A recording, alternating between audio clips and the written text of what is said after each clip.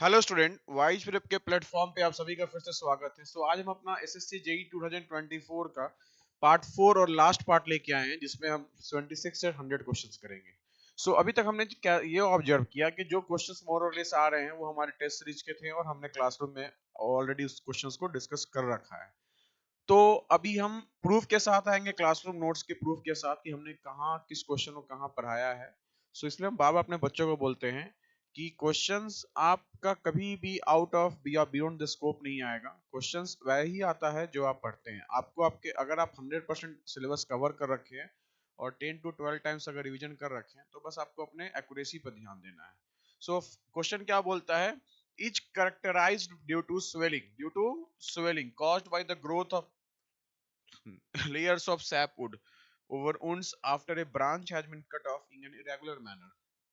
तो बेसिकली जो आपका रिंड गॉल होता है हमारा, इसमें क्या होता है हमारा, इसमें स्वेलिंग होता है हमारा, और that is characterized by the growth of layers of sapwood over wounds। Alright, obviously सी बात है कि अब अगर हम इरेगुलर मैनर में कट करते हैं तो वहां क्या होता है, हमारा रिंड गॉल की तरह होता है हमारा डिफेक्ट।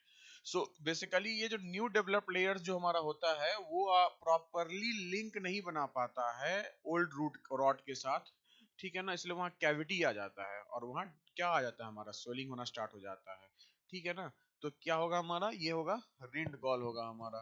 सेक्स क्या होता है, आपको सेक्स नहीं होगा क्योंकि सेक्स जो होता है हमारा, शेक्स जो होता है हमारा, वो एक तरह से लॉन्गिट्यूडनल सेपरेशन होता है वुड का बिटवीन द एनुलर रिंग्स हमारा। ठीक है ना, तो शेक्स हमारा तीन तरह का होता है, हर्ट शेक, कर्ट शेक और स्टार शेक हमारा। अब आता है हमारा फॉक्सीनेस। तो फॉक्सीनेस में क्या देखते हैं हम लोग, एक तरह से डीके का साइन रहता है हमारा। तो वो क्या होता है, येलो और रेड टिंज धब्बे के फॉर्म में होता है हमारा, और आपका जो ओवर मैच्योर्ड ट्रीज है वो डिस्कलर हो जाता है हमारा। तो वो क्या होता है हमारा, फॉक्सनेस होता है। और जो आपका नॉट क्या होता है हमारा, बेसिकली नॉट जो होता है हमारा वो एनुलर रिंग्स का फॉर्मेशन होता है at the right angles to the to the I mean to the stem बोलेंगे। ठीक है ना, right angles to the line of stem. और ऑलराइट,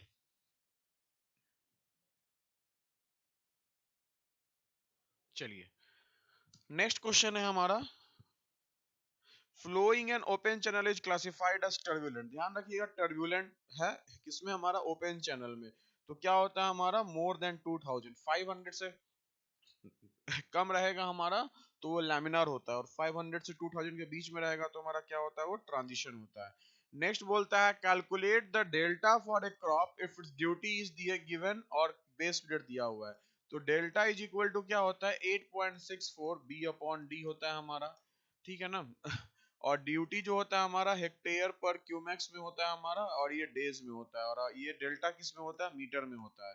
तो इसको पुट कीजिएगा 8.64 into into into base period कितना, 100 डेज अपॉन 2000, डायरेक्ट पुट कीजिएगा तो ये आएगा 0.432 मीटर आएगा। क्या आएगा हमारा, 0.432 मीटर आएगा। ऑल राइट, नेक्स्ट बोलता है match the columns with respect to acceptable noise levels as per specified in IS code 49541968। ध्यान रखिएगा, अगर हम आईएस कोड 451 आईएस कोड 1968 की बात करते हैं तो उसमें आउटडोर नॉइज लेवल जो होता है रेसिडेंशियल एरिया में वो होता है हमारा 22 से 35 डेसिबल होता है हमारा, और इंडोर नॉइज लेवल हमारा 35 से 40 होता है। जनरली हम लोग 35 से 40 देते हैं या 45 दिया, नॉट एन इशू। और इंडोर नॉइज लेवल जो होता है हमारा रेडियो टीवी में 25 to 30 डीबी होगा। तो आंसर क्या आएगा, 1 का बी, 2 का सी, 3 का ए। तो ये भी बहुत इजी क्वेश्चन था, और ये क्वेश्चन हमने ऑलरेडी अपने टेस्ट में डिस्कस कर रखा है टेस्ट में। और ये हमारा एकदम टेस्ट में, अभी टेस्ट 3 के जो फाइनल टेस्ट हमने लिया था उसमें एकदम सेम क्वेश्चन हमने डाल रखा था, और ये फिगर था, और हमने पूछा था किस टेस्ट को, किस apparatus को डिफाइन करता है। तो इसका क्या होगा हमारा, पेनिट्रोमीटर टेस्ट या पेनिट्रेशन टेस्ट के लिए पेनिट्रोमीटर है हमारा, और किस टेस्ट के लिए हमारा, पेनिट्रेशन टेस्ट के लिए होगा हमारा। नेक्स्ट बोलता है a commercial building is constructed on a 1000 metre square plot of land. 1000 metre square plot of land, the plinth area दिया हुआ है हमारा 800 मीटर स्क्वायर। प्लिंथ एरिया कितना दिया हुआ है, 800 मीटर स्क्वायर दिया हुआ है। बिल्डिंग फेचेज ग्रॉस रेंट हमारा 50,000 पर मंथ है। आउटगोइंग्स पूछ रहा है, इसका मतलब आउटगोइंग्स हमारा एक तो कॉस्ट ऑफ रिपेयर हो जाएगा और एक टैक्स हो जाएगा।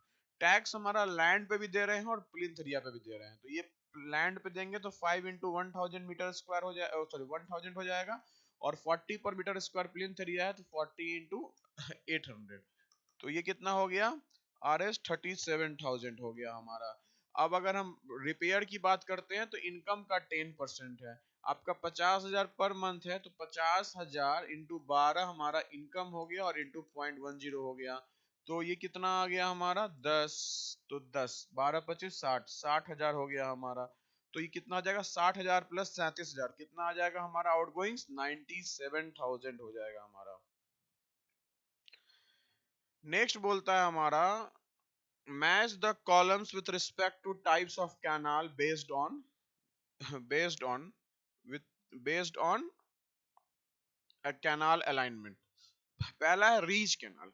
आपको पता है रीज कैनाल जो होता है हमारा वही वाटर शेड कैनाल होता है। क्या होता है हमारा रीज कैनाल ही हमारा क्या होता है, वाटर शेड कैनाल होता है हमारा। ऑल राइट, सो बेसिकली जो आपका वाटर शेड कैनाल होता है हमारा रीज कैनाल, तो यहाँ क्या होता है हमारा कि जो हमारा वाटर शेड के अलोंग होता है और हमारा दोनों तरफ क्या होता है हमारा कि आपका एक तरह से बोल सकते हैं कि जो दोनों तरफ पानी हमारा क्या होता है अच्छे क्वांटिटी में हमें मिलता है, क्योंकि वो एक तरह से बोलेंगे क्या कि एक तरह से क्या कह रहा है हमारा that ensures gravity irrigation on both the sides, ठीक है ना। तो वन का क्या आएगा सी, क्योंकि रीज दिखा हुआ है तो वाटर शेड होना चाहिए सबसे पहले। फिर कंटूर कैनल में पैरेलल टू कंटूर्स होता है, ध्यान रखिएगा, और साइड स्लोप कैनल जो होता है राइट एंगल्स टू कंटूर होता है, लेकिन पैरेलल टू नेचुरल ड्रेनेज होता है, ध्यान रखिएगा। ये हमारा साइड स्लोप कैनल हमारा पैरेलल टू नेचुरल ड्रेनेज होता है। क्या होता है हमारा पैरेलल टू नेचुरल ड्रेनेज, ठीक है ना, पैरेलल टू नेचुरल ड्रेनेज होता है हमारा। तो बेसिकली आपका जो कंटूर कैनाल होता है हमारा वो इरिगेट करता है हमारा एक ही साइड्स में, क्योंकि area on the other side क्या होगा हमारा हाइयर होता है, ठीक है ना। तो इसका अगर हम देखेंगे तो ये क्या आएगा हमारा 1 का सी और 3 का 3 का बी, 1 का सी 3 का बी और 2 का ए, तो आंसर क्या रहा हमारा फोर्थ, क्या रहा आंसर हमारा फोर्थ रहा। नेक्स्ट है while assigning a hill road with a ruling gradient of 5%, ruling gradient कितना है 5%, मतलब 4% से कम नहीं है, 4% से ज्यादा है तो ग्रेड कंपनसेशन दे सकते हैं। हॉरिजॉन्टल कर्व 30 सेंटीमीटर इंकाउंटेड हो रहा है, ग्रेड कंपनसेशन पूछ रहा है। आपको पता है कि जो ग्रेड कंपनसेशन का फॉर्मूला होता है 30 plus R upon R percent होता है, that should be subjected to a 75 upon R percent होता है। तो इससे कीजिएगा तो 1.42% आएगा और इससे कीजिएगा तो 1.07% आएगा। ऑल राइट, तो इसमें क्या है आपको मार्क्स टू ऑल मिलेगा, क्योंकि आंसर हमारा जो होगा 1.42 नहीं होगा, that's this should always be lesser than this value, so 1.07 होना चाहिए। तो यहाँ क्या मिलेगा मार्क्स टू ऑल मिलेगा, क्या मिलेगा आपको मार्क्स टू ऑल मिलेगा। नेक्स्ट बोल रहा है बाय आइडेंटिफाई द, आपको ऐसा रीजन करना है by providing air vessels on the suction and delivery sides of a reciprocating pump, it is possible to increase the delivery head of the pump। Reason बोल रहा है the air vessel eliminates the acceleration hand and makes discharge uniform. ध्यान रखिएगा इस बात का कि यहाँ हमारा जो एयर वेसल होता है हमारा वो लोअर हाफ में फ्लूइड होता है जो पंप करता है, और अपर हाफ में क्या होता है कंप्रेस्ड एयर होता है। ये इंजीनियरिंग सर्विसेज 2015 का क्वेश्चन है हमारा, डायरेक्ट कॉपी पेस्ट किया है। तो होता क्या है कि जब आप एयर वेसल्स क्यों प्रोवाइड करते हैं कि ताकि वो प्रेशर वेरिएशंस जो हो रहा है ड्यूरिंग डिस्चार्ज जो होता है उसको वो कम कर सके, डैम्पेन कर सके, ना कि डिस्चार्ज बढ़ा सके। तो ये पहला स्टेटमेंट क्या हमारा रॉन्ग है, क्या हमारा पहला स्टेटमेंट हमारा रॉन्ग है। और सेकंड क्योंकि जब आप ऑब्वियसली सी बात है जब डिस्चार्ज होता है तो प्रेशर राइज करता है। अब इससे एयर जो कंप्रेस्ड है वेसल, जो एयर है वेसल में वो कंप्रेस्ड हो जाएगा हमारा, और प्रेशर क्या हो जाएगा हमारा अब बढ़ेगा। लेकिन फिर जैसे ही प्रेशर फॉल होता है हमारा तो एयर क्या होगा हमारा एक्सपेंड होगा। तो जो प्रेशर एनर्जी जो हमारा है वो क्या हो गया एयर में स्टोर्ड हो गया और फिर से रिटर्न हो गया सिस्टम में, कब जब हमारा प्रेशर फॉल हो रहा है। तो एक तरह से पहला गलत है। और सेकंड क्या बोल रहा है, यस एक्सेलरेशन हेड को क्या करता है वो एलिमिनेट करता है, फ्रिक्शनल हेड को भी एलिमिनेट करता है, जिसके कारण पंप को ड्राइव करने के लिए जो कॉस्टिंग चाहिए वो क्या हो जाता है हमारा, कम हो जाता है, या पावर हम बोलेंगे क्या हो जाता है हमारा, पंप को ड्राइव करने के लिए कम हो जाता है। तो साथ साथ डिस्चार्ज को भी यूनिफॉर्म बनाता है। तो रीजन सही है, ए क्या है हमारा, फॉल्स है, और आर क्या है हमारा, सही है। तो आंसर क्या है इसका, थर्ड। नेक्स्ट बोल रहा है overall efficiency of A centrifugal pump. Overall efficiency of A centrifugal pump पूछ रहा है। ध्यान रखिएगा, अगर overall efficiency of A centrifugal pump की बात करते हैं तो ये आपको कितना और बताया गया क्लास में भी कि ये क्या होता है, water power upon soft power. Water power upon soft power. Water power क्या होगा, rho rho Q G gamma W Q H, gamma W Q H. तो rho G Q H upon soft power दिया हुआ है कितना, shaft power दिया हुआ है 16 किलोवाट दिया हुआ है हमारा। रो का वैल्यू पुट कीजिए क्या, 1000 इंटू 10 इंटू 0.04 इंटू 25 अपॉन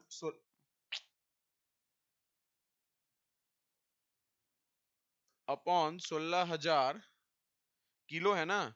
तो इसको परसेंटेज में कीजिएगा तो ये 62.5% आएगा। क्या आएगा हमारा, 62.5% आएगा।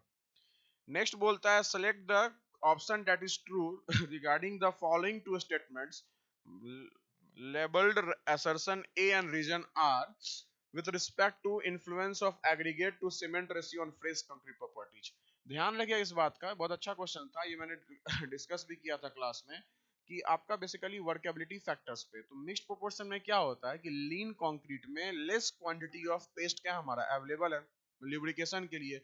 क्या हमारा less quantity of paste available है लुब्रिकेशन के लिए per unit surface area of the aggregate. तो साथ साथ हम क्या बोलेंगे, जब लेस क्वांटिटी ऑफ लुब्रिकेशन के लिए अवेलेबल है per unit surface area of aggregate, तो आपका यहाँ जो मोबिलिटी ऑफ एग्रीगेट है वो रिस्ट्रेन हो जाता है, वो रुक जाता है हमारा, इसलिए वर्केबिलिटी घट जाएगा। वही रिच कंक्रीट होगा हमारा, जहाँ क्या होगा हमारा लो वाटर सीमेंट रेशियो होगा, तो वहाँ मोर पेस्ट अवेलेबल है हमारा, ठीक है ना। तो बेसिकली क्या बोलेंगे कि aggregate to cement ratio of a concrete mix is increase, concrete mix becomes lean। concrete mix if the aggregate to cement ratio of a concrete mix is increased, तो वहां क्या होता है, वो हमारा लीन होता है, नो वो हमारा लीन, सॉरी वो हमारा लीन होता है। हाँ, if aggregate to cement, aggregate to cement ratio of concrete mix is increase, तो कंक्रीट मिक्स बिकम्स लीन।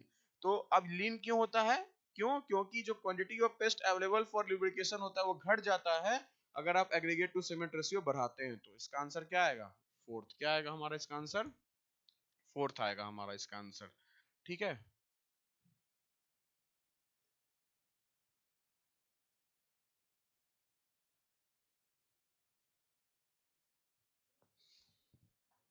नेक्स्ट क्वेश्चन है हमारा पीसीयू। ध्यान रखिएगा, पीसीयू में बहुत बच्चे का कमेंट आ रहा था, सेक्शन क्वेरी आ रहा था कि सर यहाँ ट्रैक्टर विथ ट्रेलर का हम लिख दिए। ट्रैक्टर विथ ट्रेलर नहीं पूछा है, साफ साफ पूछा एग्रीकल्चर ट्रैक्टर्स, तो वो 1.5 होता है।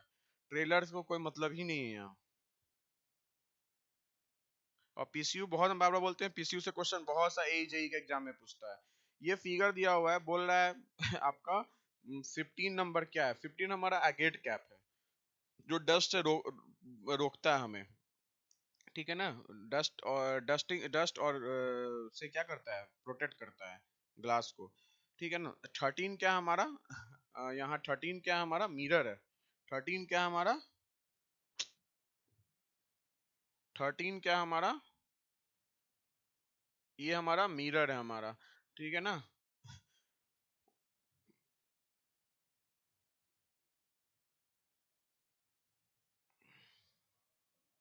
और 11 हमारा पाइवोट है। 11 क्या है हमारा, 11 नहीं, सॉरी सॉरी, थर्ड नंबर।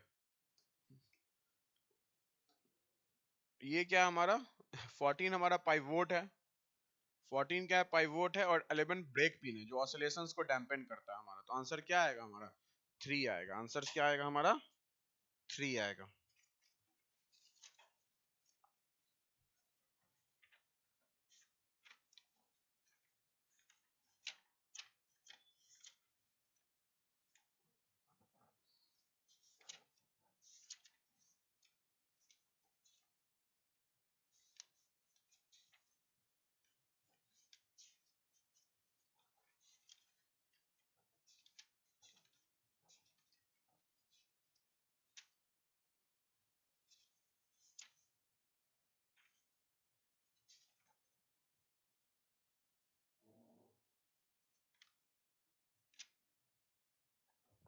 चलिए, वो एडजस्टेबल मिरर क्यों देते हैं? ताकि ऑब्जेक्ट टू लो और टू हाई होगा तो उसको हम क्या कर सके, देख सके, साइड कर सके। देखिए ये क्वेश्चन में है which of the following is not a mode of local failure. क्या हमारा not a mode of local failure, ध्यान रखिएगा। अब देखिए ध्यान से, ये जो क्वेश्चन बोल रहा है हमारा, ये बोल रहा है which of the following is not a mode of local failure. मैं इसको अच्छे से समझा रहा हूँ। बेसिकली क्या होता है कि जब आप लोड लगाते हैं तो बेसिकली क्या होता है हमारा बेंडिंग होता है हमारा। तो जब बेंडिंग होता है हमारा,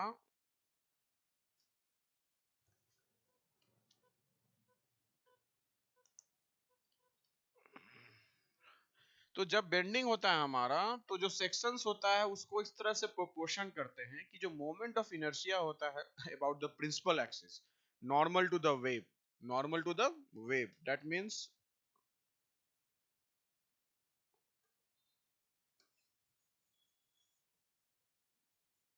ऑलराइट, ये जेड जेड होगा हमारा। So normal to the wave क्या हो गया हमारा, आई जेड हो गया हमारा। तो उसको क्या करते हैं हम लोग वहां ज्यादा रखते हैं as compare to I Y. तो उस केस में क्या होता है, वो सेक्शन हमारा दैट वो क्या हो जाएगा हमारा, रिलेटिवली वीक हो जाएगा in resisting the bending that is in the plane normal to the wave. इसलिए हम लोग क्या करते हैं, इसलिए क्या होता है, जो compression flange of the beam होता है वो बकल करना स्टार्ट हो जाता है। किस डायरेक्शन में, जिस डायरेक्शन में वो फ्री मूव कर सकता है हॉरिजॉन्टली। तो बकलिंग क्या होता है हमारा, जैसे जैसे आपका I Z upon I Y बढ़ेगा तो बकलिंग की टेंडेंसी क्या होगी, बढ़ जाएगी, अमाउंट बढ़ जाएगी। तो जो बॉटम फ्लैंज होता है हमारा वो तो टेंशन में होता है। अब बॉटम फ्लैंज जो टेंशन में होता है हमारा, वो तो हमारा क्या हो रहा है, उसको तो रिमेन स्ट्रेट रह रहा है। अब आपका जो दोनों फ्लैंज है और जो वेव है वो तो एक रिजिड यूनिट को रिप्रेजेंट कर रहा है, एक पूरा प्रॉपर यूनिट को रिप्रेजेंट कर रहा है। तो जो टॉप फ्लैंज हो गया हमारा, जो कंप्रेशन फ्लैंज में वो बकल करना स्टार्ट हो गया, वो बॉटम फ्लैंज के रिस्पेक्ट में बकल कर चुका है। और बॉटम फ्लैंज हमारा टेंशन फ्लैंज क्या है हमारा, रिमेन्स स्ट्रेट है। तो उससे क्या होगा कि lateral buckling of the compression flange जो होता है हमारा, वहां एक ट्विस्टिंग भी होता है। तो यहां हमारा हम लोग पढ़ते हैं लैटरल टॉर्सनल बकलिंग। क्या पढ़ते हैं, लैटरल टॉर्सनल बकलिंग। अब देखिएगा एक्चुअली यहाँ लैटरल नहीं लगाया है यहाँ लैटरल नहीं लगाया, अगर हम फिगर से दिखा रहे हैं तो ये हमारा क्या है, ये हमारा क्या है, ये हमारा आपका जो है हमारा, this is what, this is the lateral torsional buckling. ठीक है ना, मैं आपको एक और फिगर से दिखा रहा हूँ, रुक जाइए।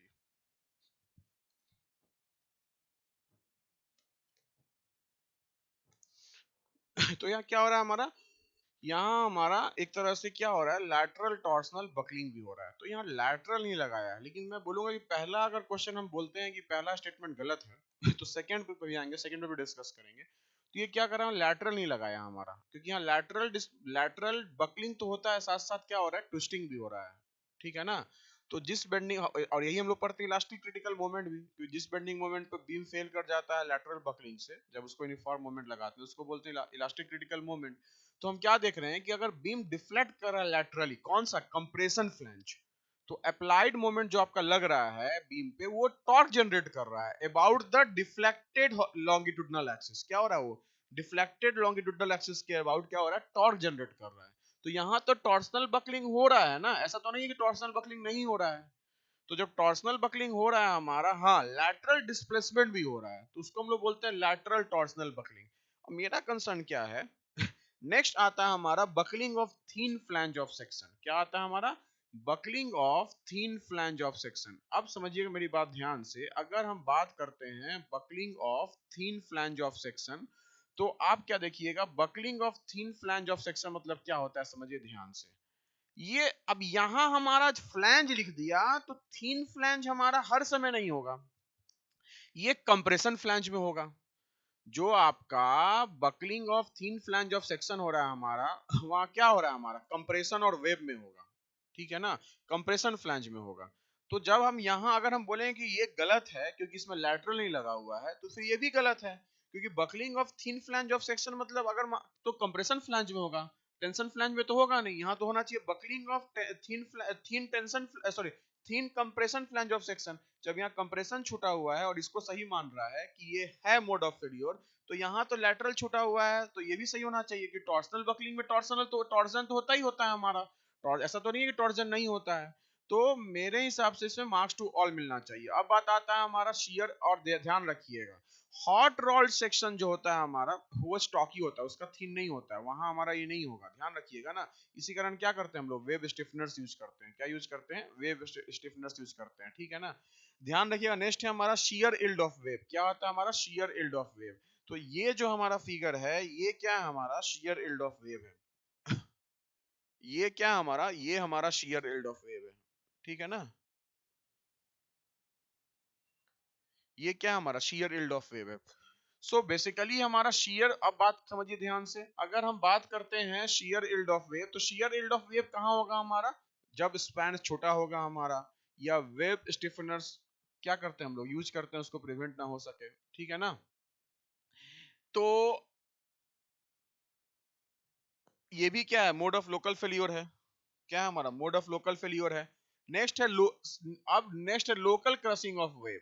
तो अगर मैं लोकल क्रशिंग ऑफ वेव की बात करूंगा, तो अगर मान लीजिए कोई अनस्टीफेंड अगर मान लीजिए कोई अनस्टीफेंड अगर हमारा ये लोकल क्रशिंग ऑफ वेव है, तो कई अगर अनस्टीफेंड अगर हमारा कोई एक तरह से थिन वेव है और वहां कॉन्सेंट्रेटेड लोड लग रहा है, तो वहां हम लोग क्या करते हैं, स्टीफनर प्रोवाइड करते हैं, तो वहां लोकल क्रशिंग ऑफ वेव हो सकता है। तो जब हमारा क्या है, हमारा ये भी है मोड ऑफ लोकल फेल्योर, ये भी है। अब वन अगर आप बोलते हैं कि वन अगर नहीं है, तो वन इसलिए नहीं है कि आपने लैटरल नहीं लगाया है। ऑब्वियसली से बात है, कंप्रेशन फ्लैंज में टॉर्सनल बकलिंग होगा, कंप्रेशन फ्लैंज में टॉर्सनल बकलिंग होगा। जो अब it will be accompanied with lateral deflection और displacement also, इसलिए इसको बोलते हैं lateral टॉर्सनल बकलिंग। जब लैटरल नहीं लगाए हैं, तो आप इसको क्या कर रहे हैं, नॉट के श्रेणी में ला रहे हैं, तो ये भी तो नॉट के श्रेणी में होना चाहिए, क्योंकि buckling of thin flange of section बोल रहा है। थिन फ्लैंज मतलब यहाँ तो आपको कंप्रेशन फ्लैंज होना चाहिए, क्योंकि कंप्रेशन फ्लैंज में ही होगा हमारा, क्या होगा हमारा, कंप्रेशन फ्लैंज में ही होगा हमारा। क्लियर है ना। तो मेरे हिसाब से फर्स्ट, अगर आप फर्स्ट सही गलत बोल रहे हैं तो सेकंड भी गलत होगा, ठीक है ना। क्योंकि ध्यान रखिएगा, अगर हम बात करते हैं, तो जो फेलियर होता है in the form of buckling, वो हमारा हर समय होता है थिन फ्लैंजिंग कंप्रेशन में, ठीक है ना। और इसमें एक और मेंशन नहीं किया, क्रिपलिंग ऑफ वेब भी होता है, वो तो अलग चीज हो गया हमारा।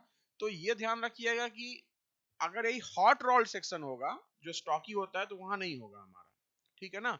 तो जो बकलिंग ऑफ यहाँ थिन फ्लैंज बोल रहा है, तो बकलिंग ऑफ फ्लैंज हमारा तभी प्रॉब्लम है जब तभी हमारा एक तरह से फेलियर देता है, तो कि अगर आप उसमें बहुत ज्यादा फ्लैंज यूज कर लिए हैं, ठीक है ना।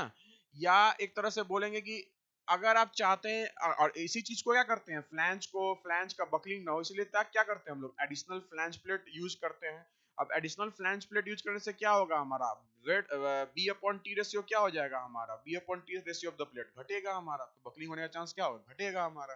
तो मेरे हिसाब से अगर आप नॉट की श्रेणी में देखिएगा, तो वाइज प्रेप के अकॉर्डिंग यहाँ अगर टॉर्सनल बकलिंग अगर आंसर बोल रहे हैं, तो फिर buckling of thin flange of section भी होना चाहिए, क्योंकि कंप्रेशन फ्लैंज में ही हमारा बकलिंग होता है, टेंशन में नहीं होता, और हमने कारण बताया।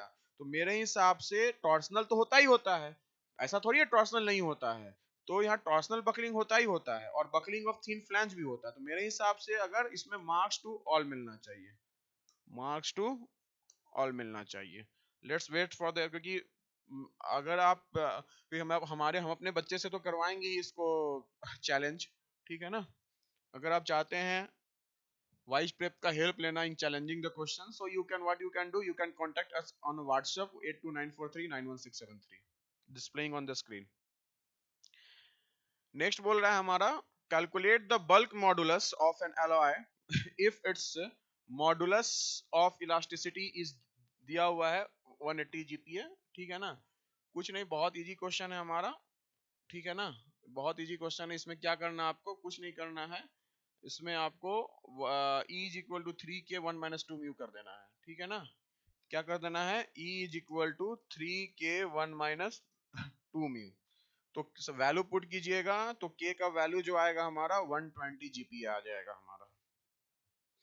नेक्स्ट बोल रहा है, calculate the depth of neutral axis measured from extreme compression fiber of a singly reinforced concrete beam of size दिया हुआ है, विड्थ डेप्थ दिया हुआ है, बोल रहा है 2 numbers of 16 mm dia use कर रहे हैं, और एक्सियो मैक्स बाय डी भी दिया हुआ है, इफेक्टिव कवर थिकनेस भी दिया हुआ है। क्या डाटा दिया हुआ है क्या नहीं उससे हमें कोई मतलब नहीं, हमें निकालना है क्या डेप्थ ऑफ न्यूट्रल एक्सिस। सीधे क्या करेंगे, t is equal to C करेंगे, तो 0.36 एफ सी के X B is equal to 0.87 F Y A S T. तो हमारा x जो डेप्थ ऑफ न्यूट्रल एक्सिस आ गया पॉइंट, और कंप्रेशन फाइबर से, क्योंकि हम लोग कंप्रेशन फाइबर से ही लेते हैं टॉप से, F Y A S T upon 0.36 F C के बी आ गया हमारा। तो 0.87 एफ 415 और दो है ना, 2 into pi by 4 into 16 square divide by 0.36 F C के 20 है इंटू बी, बी कितना है हमारा 200 है। इसको सॉल्व कीजिएगा तो ये आएगा 100.77, राउंडिंग करने पे 100.82 mm आएगा। ठीक है, नेक्स्ट बोल रहा है हमारा select the option that is true regarding the following two statements labeled as assertion and reason। Kennedy theory की बात कर रहा है हमारा, ठीक है ना, और हम बार बार बोलते हैं कैनेडी और लेसी क्या हमारा बहुत इंपॉर्टेंट है। ये एग्जामिनर जो जो क्वेश्चन सेटर होता है उसके एग्जाम उसके दिमाग में हर समय रहता है कि ये क्वेश्चंस कैनेडी लेसी से पूछना है जब भी इरिगेशंस की तरफ जाएंगे। तो बेसिकली आपको बोलता है Kennedy assume that silt is kept in suspension। Yes, वो सही एज्यूम किया था, क्योंकि उस कैनेडी ने बोला कि जो वाटर फ्लो कर रहा है अब आप जिंदगी जी रहे हैं तो आपको क्या हो रहा है, बहुत सारी परेशानियों का सामना करना पड़ रहा है, तो वैसे ही जो वाटर फ्लो करेगा हमारा तो उसको फ्रिक्शन महसूस होगा, और फ्रिक्शन कहाँ होगा महसूस, against the bed of the canal. ठीक है ना, अब जब बेड ऑफ द कैनाल के अगेंस्ट में फ्रिक्शन महसूस होगा तो वहाँ इडीज फॉर्म करेगा हमारा, जो सरफेस तक इडीज क्या होगा हमारा, सरफेस तक इडीज जाएगा। ऑल दो कैनेडी बोला कि भाई साहब जो साइड होता है हमारा वो भी हमारा क्या है, इडीज के लिए रिस्पॉन्सिबल है, वो सिल्ट सस्पेंशन में, और सिल्ट सस्पेंशन में क्यों होता है, वही इडीज के कारण होता है हमारा। तो वो बोला कि हाँ भाई जो साइड है स्लोप वो भी रिस्पॉन्सिबल है, but we can say that कि उसका कोई सिल्ट सपोर्टिंग पावर में रोल कंट्रीब्यूशन नहीं है। सो सिल्ट सपोर्टिंग पावर जो होता है that is only proportional to the bed width of the stream, not to its wetted perimeter, not to its side slope contribution also. तो यही क्या है कि यही एडीज है हमारा responsible for keeping most of its parting suspension. तो answer क्या आएगा, both A and R true and R is the correct explanation of A. Next है what does the schedule of rates playing the preparation of cost estimates. ठीक है ना, तो obviously सी बात है अगर हम कॉस्ट एस्टिमेट्स की बात करेंगे तो वो क्या होता है हमारा, ये तो बहुत बहुत इजी क्वेश्चन है हमारा।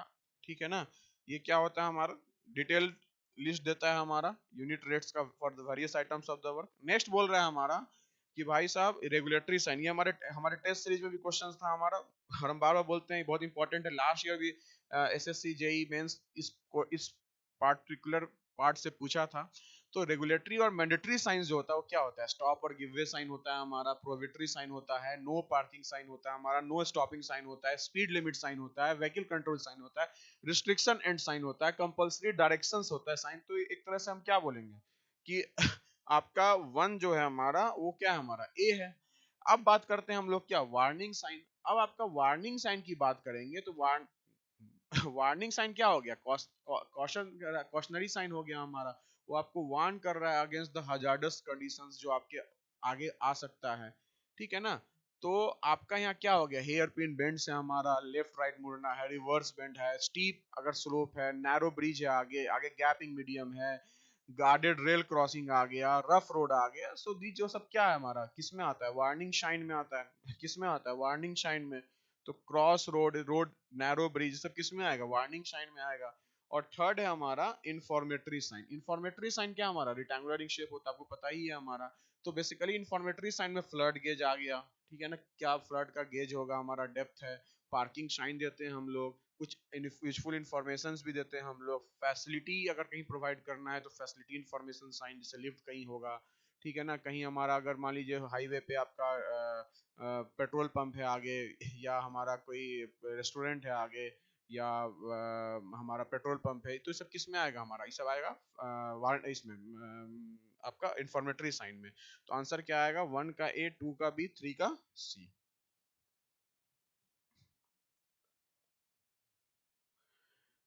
नेक्स्ट है हमारा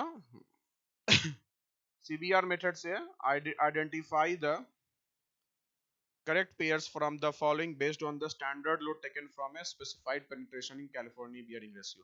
2.5 हमारा 1370 होता है, 5 mm हमारा 20555 kg होता है और 7.5 mm पे हम लोग कंसीडर नहीं करते हैं, तो आंसर क्या आएगा? बस 1 आएगा। नेक्स्ट हमारा infiltration capacity of the soil not depends upon initial soil moisture content पे डिपेंड करता है, परमेबिलिटी पे भी डिपेंड करता है, रेनफॉल इंटेंसिटी पे डिपेंड करता है, लेकिन क्रॉप्स जो हम ग्रो कर रहे हैं उस पे ग्रो नहीं कर, उस पे डिपेंड नहीं करता, उससे कोई मतलब ही नहीं है। नेक्स्ट ये कौन सा वेल्ड है? ये आपका ग्रूव वेल्ड है, पता ही आपको कैसा वेल्ड है, हमारा ग्रूव वेल्ड है। नेक्स्ट है हमारा compressive strength of structural granite when tested according to IS code 1121 part 1 1974।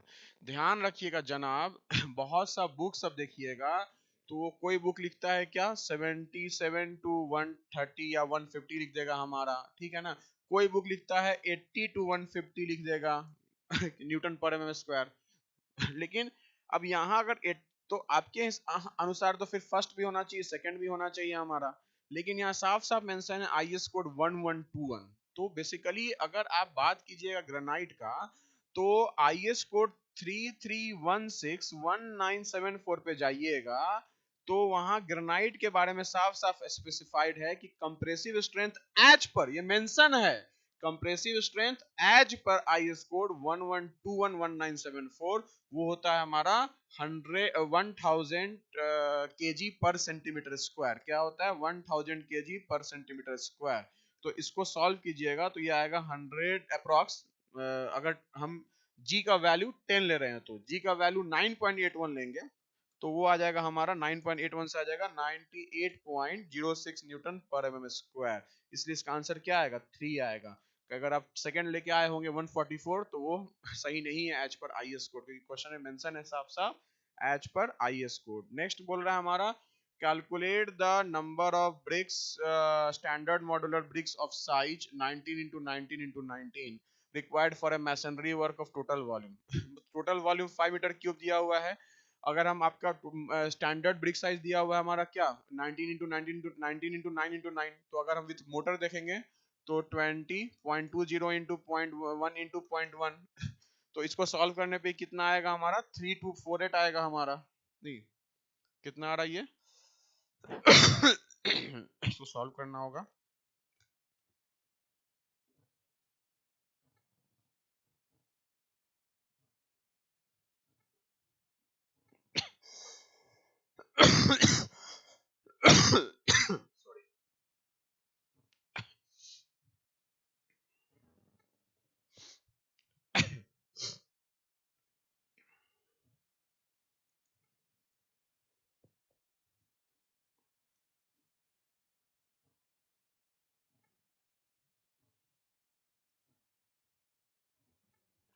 ये आ गया 2500 और इसका क्या हो जाएगा 1.065, तो ये जाएगा 2500।